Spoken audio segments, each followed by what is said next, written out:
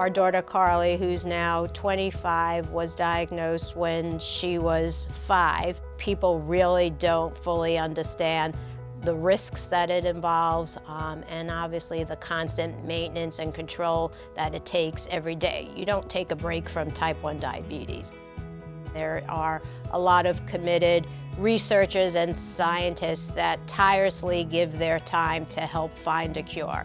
It's up to us as people that are part of the DRI or others who are looking to become part of the DRI to really raise money. I made a promise to Lexi 14 years ago that I would help find a cure. I'm not a doctor, so I can't do that, but I can help raise money and do everything possible to find a cure so she doesn't have to worry every day. Ever since Lexi was diagnosed, we've been involved with the DRI. They are so close to finding a cure, and we feel this is the best hope to find a cure now. And they have so many projects going on and making so many advances that with the proper funding, the DRI is going to find a cure. And we give our full support to them, and we hope everyone else here can. What affects your child affects everybody in the family. You wish that it happened to you instead of it happening to them. And when it affects the children, it's the worst thing of all. There must be something that we can do in order for us to get together and find a cure and have all of these great doctors do something that nobody else will be able to do.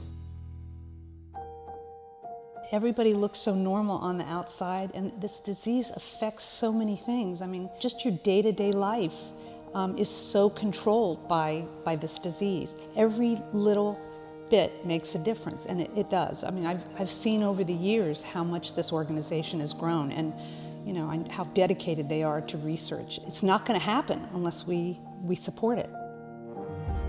Her sugars were over 400, and she wanted me to stay on the phone with her until things either leveled off or her sugar started to come down. Well, eventually, I think after about 30 minutes, her numbers started to level off, and I kind of calmed down and she sort of calmed down, and she said, I think I'm good to go, but could you do me a favor? This was right before she hung up, and I said, what? She said, could you just call me in the morning and make sure I'm still alive? So a cure, to me, would change her life. I had met my husband about 4 years ago, and he sort of early on told me that he had type 1, and I think the first time that it really sort of hit home for me was his first low. It's a very scary situation. We ended up having to, call an ambulance, and as much as it's important in the present, it's just as important for the future that we find a cure now, because it is sort of always on my mind. Our future kids, and if they're going to have to go through the same thing. I was the first type 1 diabetic ever hired by the City of Miami Fire Department. I've been doing my dessert business for 10 years. I want to be able to say I don't have to check my blood sugar anymore.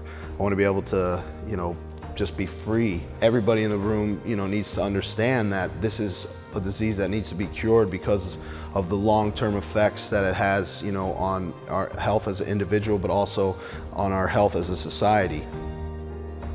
Andrew was diagnosed at the age of 7. And honestly, I don't remember what it was like before Andrew was diagnosed with diabetes. I just don't remember, because it's been 16 years of his life. It seems like it's been 100 years to us. He wears 2 devices, one that delivers the insulin and one that checks his blood sugar readings automatically. And certainly the technology allows a diabetic to, cope better, but at the end of the day, all you're doing is coping. We've all got to do whatever we can. That means give. So we have to reach into our hearts, reach into our pockets, and we have to give money towards an incredible cause so that we can find a cure.